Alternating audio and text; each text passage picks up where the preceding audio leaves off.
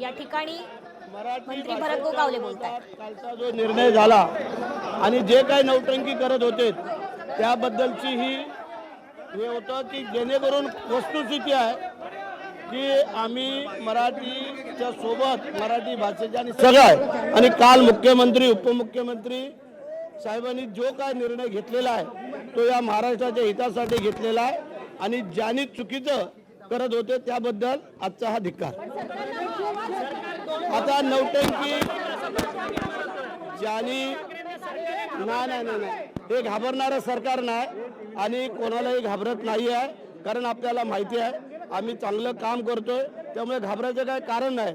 आणि जिथे कुठे काय अडचणी आहे तिथं कालचा मार्ग काढलेला आहे आणि त्याच्यावरती ठोस निर्णय आता आमचे तिन्ही नेते बसून थोड्याच दिवसामध्ये घेतील, त्यामुळे काळजी करू